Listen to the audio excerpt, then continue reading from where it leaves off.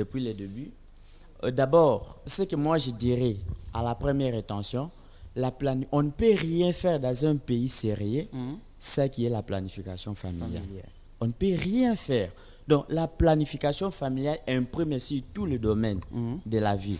D'où ceux qui m'ont donné l'information, tout bande comme sous bazali na posa que non, ba utiliser ba méthode pour ba koya na ba mbemba. Oye koki ko komela bango na mikolo zali koya te. Bakoki kokoma na hôpital to na ba dispensaire o eza zinga na bango bakote ya bango o esengeli to o etalani na bokolongono wa nzoto. Donc eloko na kolobela eza vraiment important, mais eza na ba danger ceux qui bato baza na information te. Merci beaucoup président. Tokoni penza na suka adresse numéro de téléphone bato bakoye ko zwabino comment peut-être makambo boti ko ba awa to monye te sujet yango ezali penza monene. Aussi c'est un oignon sur penza na moko to pété ezaki litomba penza ko expliquer biso calmement ba différentes méthodes nyo sur penza na bozindo penza pété. Et le terme apartheid n'existerait pas dans le langage humain si les blancs n'étaient pas en Afrique du Sud. Au lieu d'être logiques avec eux-mêmes, en laissant les blancs et les noirs séparés, chaque groupe se développant de sa manière, les Blancs poussent leur barbarie en exploitant l'homme noir comme du temps de l'esclavagisme suranné.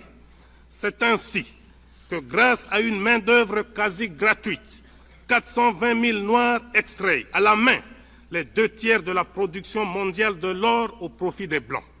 Et ces Noirs d'Afrique du Sud, n'ayant ni droit de grève, ni droit syndical, ni droit tout court, qui avaient demandé une augmentation dérisoire de leur salaire, tenant compte du cours mondial actuel de l'or, ont été purement, simplement et sauvagement abattus par les autorités sud-africaines. La République sud-africaine nargue l'Organisation des Nations Unies depuis plus de 20 ans sur le problème de la Namibie. Et la chose la plus grave que les racistes sud-africains font actuellement, c'est la balkanisation de ce grand territoire africain. Face à ce complot contre l'Afrique indépendante, 3 pays les plus directement visés essayent de coordonner leurs efforts afin d'assurer d'une part leur propre sécurité et d'autre part afin que les pays actuellement occupés soient libérés. J'en profite d'ailleurs pour rendre un vibrant hommage à mes frères Julius Nyerere et Kenneth Kaunda pour leur sagesse et leur détermination à la cause de la libération africaine.